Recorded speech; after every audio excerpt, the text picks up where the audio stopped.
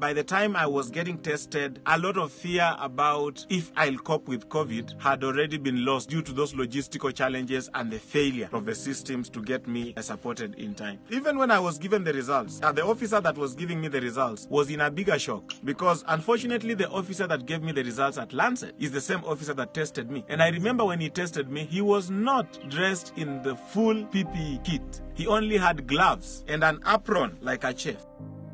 Coronavirus has changed the lives of many in Kenya. With faith and hope, most, if not all Kenyans are finally seeing the light at the end of the tunnel. This is Pulse COVID Survivor Series.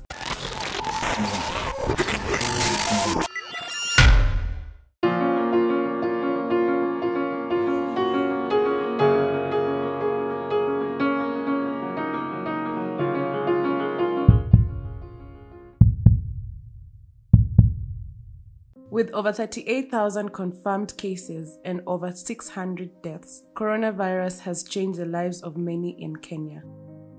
The first confirmed case in Kenya was reported on 13th March 2020. I want to inform you that the Ministry of Health has confirmed the first coronavirus case in Kenya. Within a short period of time, schools were closed, offices went into working from home, employees were sent home on indefinite unpaid leave, others were laid off, transport was affected, be it by air, water, or land. Prices of masks and hand sanitizers went up. Let us not forget the panic shopping that we all witnessed.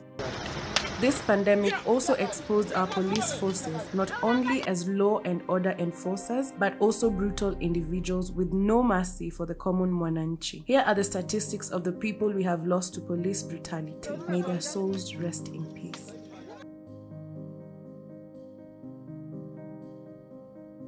We had a chance to interact with some COVID-19 survivors and a representative of the hospitality industry in Kenya, and these are their stories. My name is Pastor Timothy Kitui, and I'm a COVID-19 patient. I'm a management consultant, a pastor, and a gospel music artist. I'm married to one wife and blessed with 3 children. I realized that I had COVID-19 after I had suffered for a week. I actually almost died before I realized I was suffering from COVID-19. My symptoms hit the worst on a Monday night, Tuesday morning, but I got tested on Thursday of that week and my results came on Sunday. Immediately I tested positive, I received a call from an officer from the ministry. And so they are fully aware of who we are and where we are. But beyond that, there is nothing. If really they are interested in protecting that other person, then it should not just be like, please put yourself in self-isolation. Just try and see, as I am isolating myself, how well are you also supporting me? I'm staying here because I'm avoiding to put another person's life in danger. If there is a budget for COVID and the COVID victims are not in this budget, don't you think a lot of sense has been lost? My fear number one was, I'm testing COVID as the last option. Everything else has tested negative. I was afraid that I would be suffering from another illness that might take us so long to realize what it was. Having experienced the worst on a Tuesday morning, by the time I was getting tested, a lot of fear about if I'll cope with COVID had already been lost due to those logistical challenges and the failure of the systems to get me supported in time. Even when I was given the results, the officer that was giving me the results was in a bigger shock because unfortunately the officer that gave me the results at Lancet is the same officer that tested me. And I remember when he tested me, he was not dressed in the full PPE kit. He only had gloves and an apron like a chef. When he was giving me the results, I looked at the shock in his face and I was like, I don't think that shock is for me. I think that shock is for him because he remembers vividly the experience that we had in that room. And I'm very sure with the type of interaction I had with him and I tested positive, if he survived, then it is just by the grace of God. It is as real as it is. COVID-19 is real. I want to tell people that COVID-19 is there. It is very real.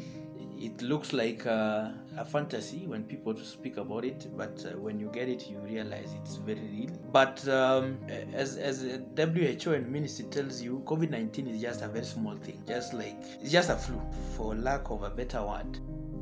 The greatest myth I would talk of with COVID is the myth that people say if you have COVID is a death sentence. Like if you get it, you die.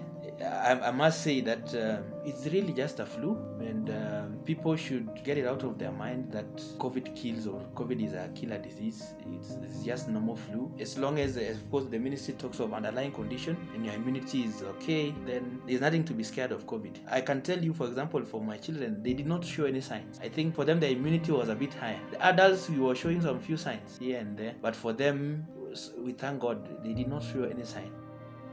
There is a very big assumption out there that COVID can only mess up with your health if you have underlying problems, if you are old. Our immunity as Africans is strong. I've even had it among believers that this is a demon in the people. If you are a serious believer, it can't come your way. I will say it's the highest time we looked at COVID from a different perspective. It is real. It is until you have interacted with the virus that you will know how immune your body is to the virus. Don't use other people's statistics to judge yourself.